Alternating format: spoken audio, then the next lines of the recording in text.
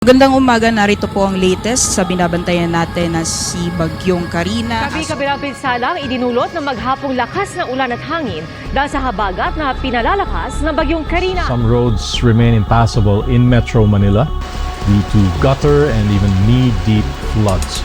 At least 49 families. Grabe yung bagyo na to. Pagkagising ko, sobrang lakas ng ulan.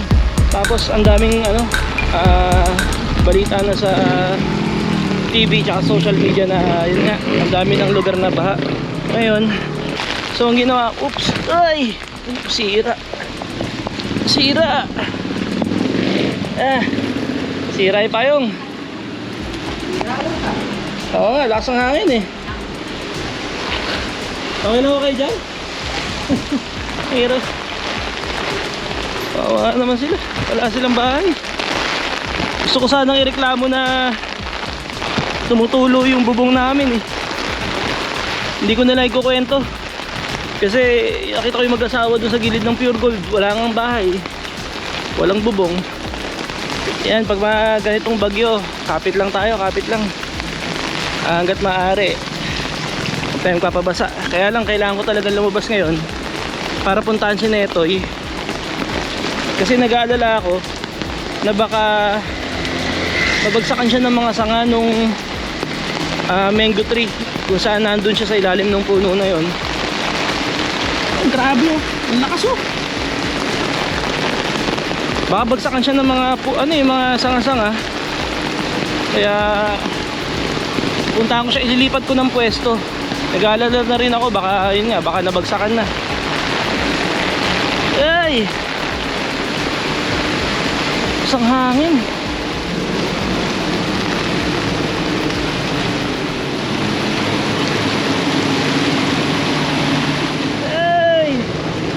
Ay, grabe.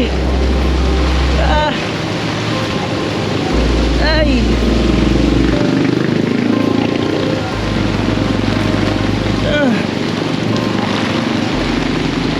Di pa naman matibay itong payong na dala ko. Wala kaming matibay na payong.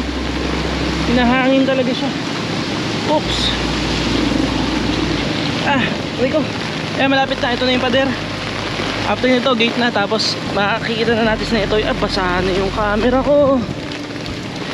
Ay, kaya dyan pa. Lilipat ko lang sa sasakyan. Lilipat ko lang yung sasakyan. Bali, pag nilipat mo, galing ka dito kang gubang padero. Pagkakayo mo, idugtong mo lang dito sa gilid. Kasi yung time monsoon, nabagsak ka dito.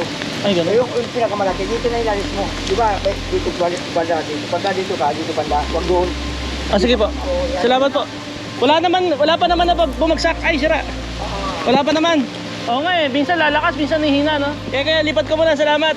Ito si Netoy. Yan o, ito hindi maiiwasan sa kanya dito eh. Talagang nababagsakan ng mga dahon eh. Yan. Hindi ko pa rin kasi napapakarawas kaya hindi ko kinakoberan. Netoy, sorry, ngayon lang ako. Sorry, Netoy. So, tignan natin kung anong sitwasyon ng bubong niya. May mga nakikita ako ngayon na ayan, mga maliliit na twigs na nalaglag. Pakisilip, anong meron?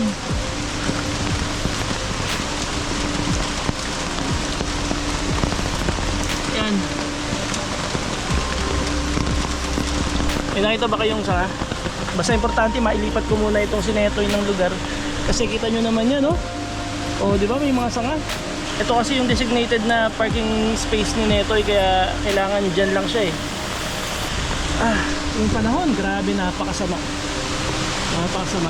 Walang pasok ang government ngayon, pati yung mga eskwelahan. Ina-advise din yung mga public na companies na mag-suspend din ng kanilang mga trabaho. Ingat po tayong lahat sa mga ganito klase ng panahon. Tara Netoy, lipat tayo.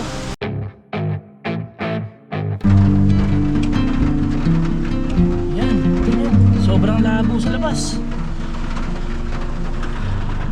Hindi ko pa nakikita kung anong storm signal ito, pero yung hangin niya hindi ganun kalakas, pero yung tubig, yung ulan, nakakatakot lang dahil naalala ko yung panahon ng Ondoy tsaka yung habagat na sobrang lakas ng ulan.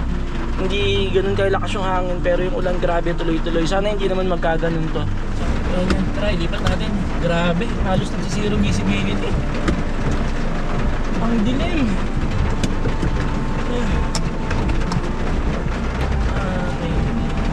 yung manibela ko ah. Iwanan ko kasi itong medyo nakabukas ng bintana na to kagabi. Malit na ganyan. Mali. Dapat lagi ko i-check yun. Pero wala akong makita. Ang dilim. Dali lang. Yan. Ano nangyari? Sobrang lakas ang ulan. Wala akong makita.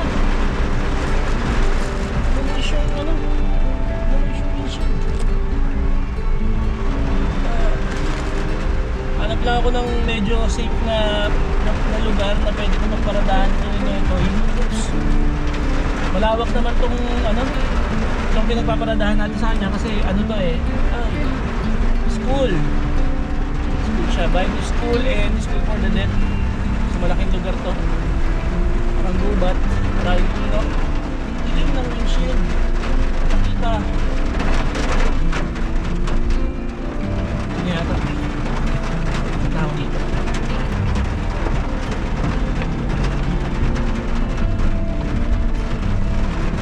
Grabe, tayo bumagsak na ang dami ng bumagsak na halaman tsaka mga puno dito sa part na to ha. Ay nako, delikado. 4x4, pag mahirap umahon 4x4 game. Panis. Yun pala ang silbi ng 4x4. Kaso saan ako pwesto?